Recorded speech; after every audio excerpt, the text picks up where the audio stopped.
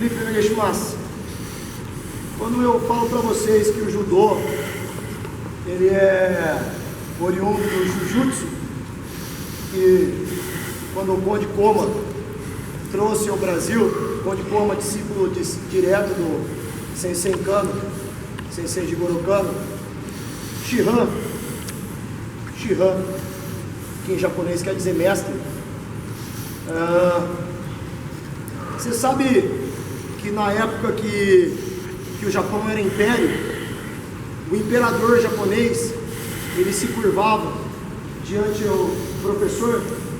A única pessoa que o imperador se curvava era diante do professor. O imperador se curvava diante do professor porque o Japão já sabia que uma terra sem professor não prospera, que uma terra sem professor não aprende, que uma terra sem professor não tem quem passe os conhecimentos.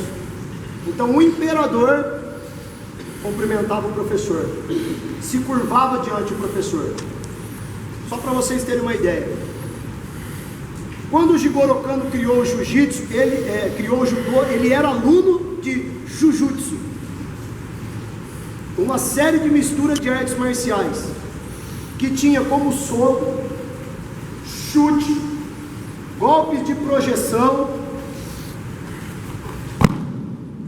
golpes de finalização, de kansetsu, de luxação.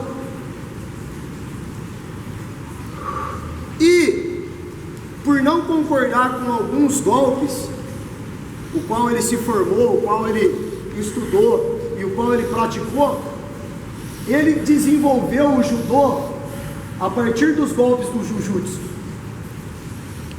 E o Sensei Kano, baixinho, franzino, ele criou a máxima filosofia do judô, que é ceder para vencer. Quando nós cedemos, nós vencemos. Presta atenção, no Jujutsu, quando alguém viesse dar uma punhalada ou um soco, o Ipponsyoi já existia, mas o Ipponsyoi era dessa maneira aqui, ó. O cara defendia, virava o polegar do camarada para cima e aqui ele quebrava e depois projetava, quebrava, pá, quebrava, pá, socava, pá, pá, pá. Não concordando com isso, pá. O Sensei Jigoro Kano aboliu essa técnica. Uma das que eu estou falando para vocês, de quebrar o braço do adversário. Sensei Jigoro Kano partiu da mesma filosofia, defendendo, desarmando, projetando, arrancando a arma do adversário e humilhando o adversário.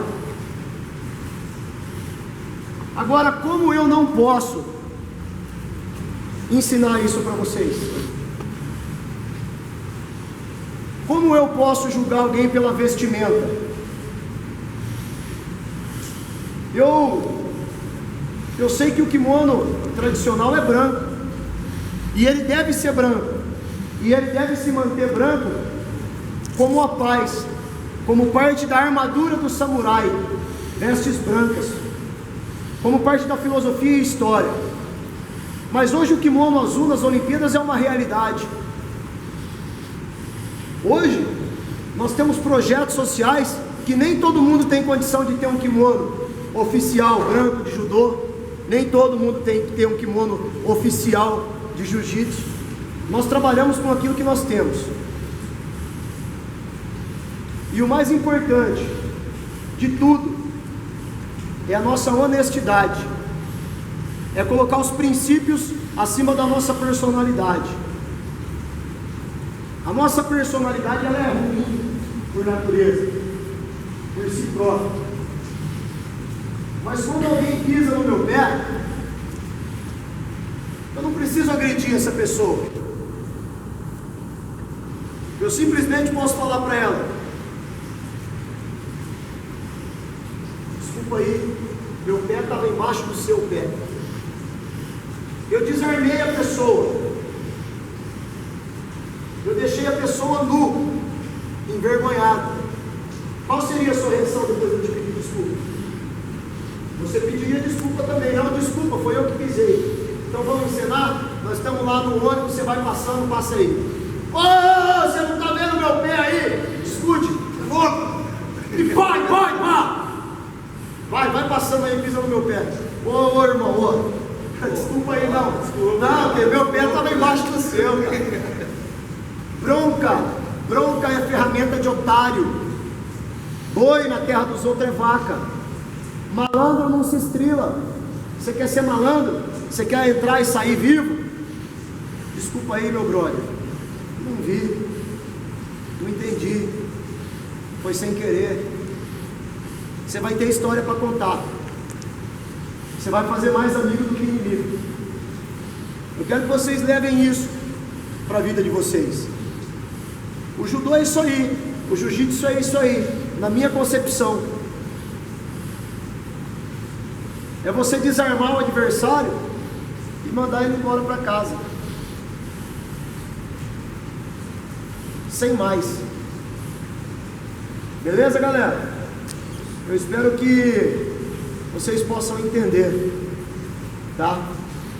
Então, quando alguém te humilhar, quando alguém te desmerecer, quando alguém te criticar, quando alguém quiser confundir, não seja confundido, não seja arrogante, não se precipite.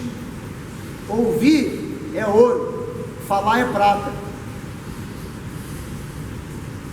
Quando a gente for falar, pensa. Às vezes é melhor você concordar com uma opinião do que criar inimizade.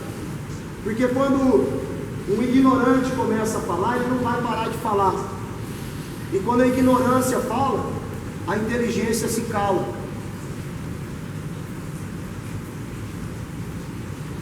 Já terminou? Já falou o que você tinha para falar? Talvez você esteja com a razão. Vou estudar, vou pensar, vou ver. Um exemplo disso é o Cotoco. Quantos anos você tinha, Cotoco? 7 anos. Vem cá. Pode filmar? Mostra o dedo. E ó, o pai dele chegou para ele e falou assim: não coloca o dedo nesse elevador, porque se você colocar, você vai perder o seu dedo. O pai dele virou as costas. A primeira reação dele foi colocar o dedo lá. Tem certas coisas na vida da gente que é irreparável. O dedo dele nunca mais vai voltar. Mas pergunta se ele aprendeu com a lição. Aprendeu. Agora, você não precisa perder seu toco daqui a pouco. O seu cotoco. Você não precisa perder o seu dedo. Você pode ouvir o que eu estou te falando hoje, e você não tem necessidade de bater a cabeça que nem eu bati. Os caminhos que eu errei, você não precisa errar. Os caminhos que eu passei, você não precisa passar. Ouça. Veja o que te serve. Guarda, retém aquilo que é bom. E aquilo que não presta, você ouve do mesmo jeito, que um dia pode servir para você. A Bíblia fala assim: há caminhos que aos olhos dos homens parecem bons, mas são caminhos que levam à morte. Talvez hoje você ache legal o que você está fazendo, suas atitudes, mas saiba que o caminho que parece bom aos olhos dos homens, Deus fala que no final leva à morte. Às vezes uma pessoa se divorcia, e aí nós vemos nos noticiários que o padrasto, a madrasta, injetou algo na criança e matou a criança. Aparentemente o divórcio seria bom, mas teve uma consequência. Uma criança foi assassinada, uma criança foi jogada pela janela, uma criança foi abandonada, porque há caminhos que aparentemente aos olhos dos homens pareciam bons, É lógico que eu fui falando e foi tomando uma outra proporção. Mas se vocês puderem se envolver com coisa boa, jiu-jitsu é uma delas, judô é outra, muay thai, karatê, kung fu, menos o saikido. O saikido é que dói. Aikido é legal, tá? Mas se envolvam com coisas boas, galera. Vocês têm tudo na vida, tem tudo de bom, cara. Tudo de bom quanto pouco. Vai ficar fazendo merda aí, não sei porquê. Quem faz merda come merda. Quem faz merda é no final da merda, né? E aí você olha para a merda que você fez e fala, mas que merda é essa? Desculpa, né? Mas a expressão merda serve para um monte de coisa. Mas que merda que você está vendo? Mas que merda que você está fazendo? Mas que merda de vida? Mas que merda de situação? Mas que merda de confusão? Então, para não dar merda, se envolva com coisas boas. Se você se envolver com coisa boa, a pessoa vai falar, que coisa bacana, que coisa boa que você está fazendo, olha que coisa boa que eu estou vendo, oh, que coisa boa é essa? Entendeu? É diferente. Beleza, galera?